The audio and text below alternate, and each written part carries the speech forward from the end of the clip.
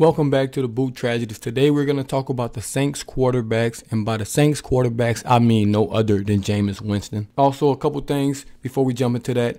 Can you follow the Twitter page at DaBoot Tragedies? Also, the Twitch page at DaBoot Tragedies, and join up on the Discord. All of those links will be in the description below. And if you're not subscribed, please hit that subscribe button. Now back to business. We have Jameis Winston here. I'll play some video in the background so you can kind of watch some of that while I talk about how I think his season will go and kind of wrap up his last season as well. Okay, first things first, we'll look at his stats from last season. Jameis Winston went 5-2 as a starter before going out in that Bucs game where he tore his ACL, which caused him to miss the rest of the season. His stats for last season was he was 95 for 161, which is a 59% completion percentage, 1,170 yards, 14 touchdowns, 3 interceptions, a quarterback rating of 102.8, which he's never been over 100 in his career, and also a QBR of 64.4, which was his highest QBR of his career thus far.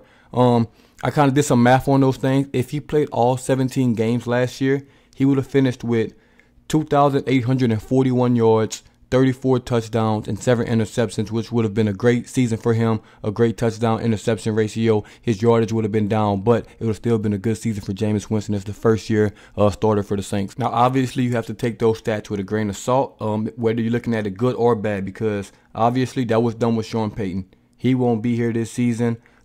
They were gradually easing him into the system. Sean Payton was, making sure he was making good decisions as a quarterback, not forcing things, not turning the ball over. And he always had Taysom looking over his shoulder just because Sean Payton, the love affair with Taysom was there. So he could never, be himself because you have a guy that Sean Payton really wants to play looking over your shoulder. So I think he was a little tentative to start the season. He started getting better and better throughout the season, but obviously the injury derailed his season. Obviously the offensive line was in shambles. They were kind of intact a little bit for Jameis Winston, but throughout the year, McCoy missed early games. Armstead was hurt, as always. Pete got injured for the season. Ramchak was beat up. Ruiz, we saw what he gave us last year. So the offensive line obviously didn't give him any help.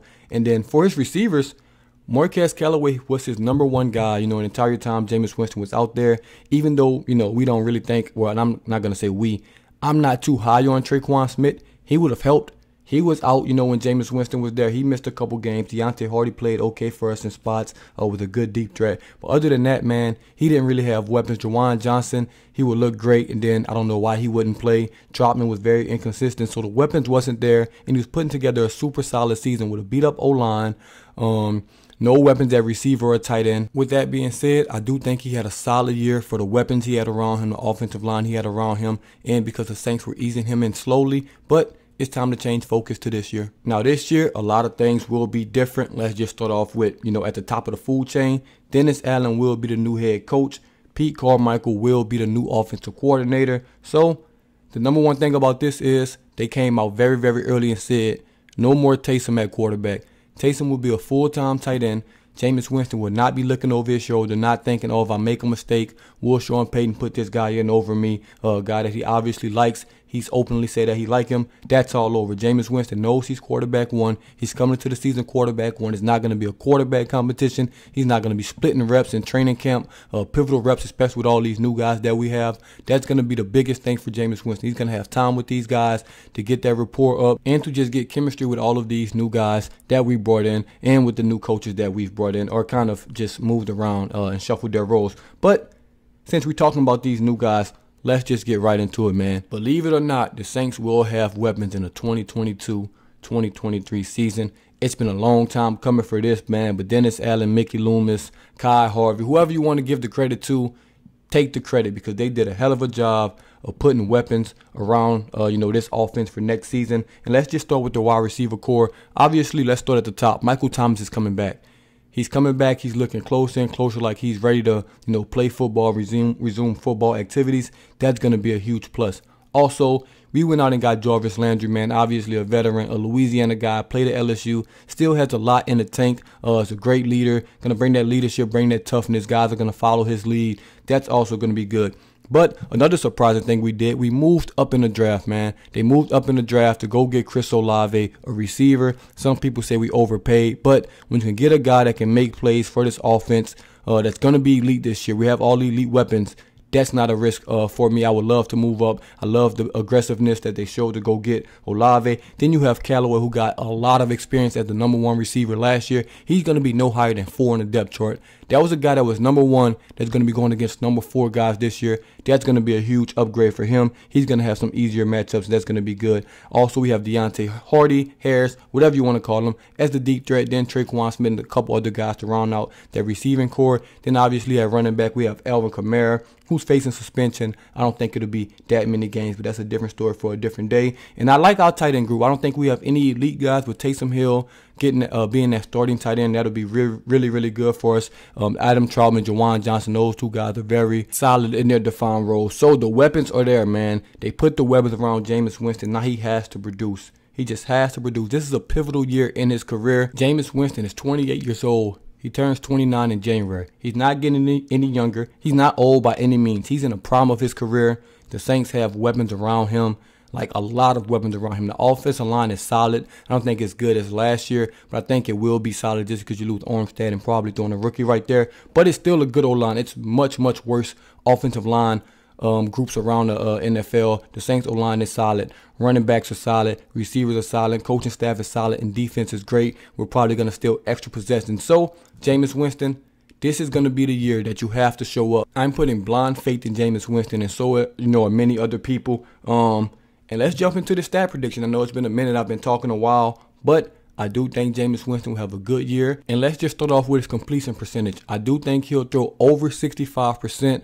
as a completion percentage this year. His career high is 64.6. He was 59% last year with the Saints. I do think he'll finally get over that 65% mark just because the weapons we have, we're going to have guys that can catch out the backfield. Some of those shorter routes, intermediate routes, that's going to be better. I know Jameis Winston has a big arm, so he likes to throw it deep, which that kind of hurts your completion percentage because those aren't, high percentage plays. But with MT, Jarvis, Kamara, all working underneath, Olave working deep, intermediate, he'll have a better completion percentage this year. Also, I think he'll throw for 4,400 yards this season, which will be his second most, since he's been in the NFL. Obviously, he threw for 5,100 one season with the Bucs when he had the 30-30 for touchdown interceptions. I do think he'll throw for 4,400 yards. Touchdowns, I have him at 35 touchdowns this year. That would be a career high. His career high so far has been 33. I do think he'll break that and throw for 35 touchdowns.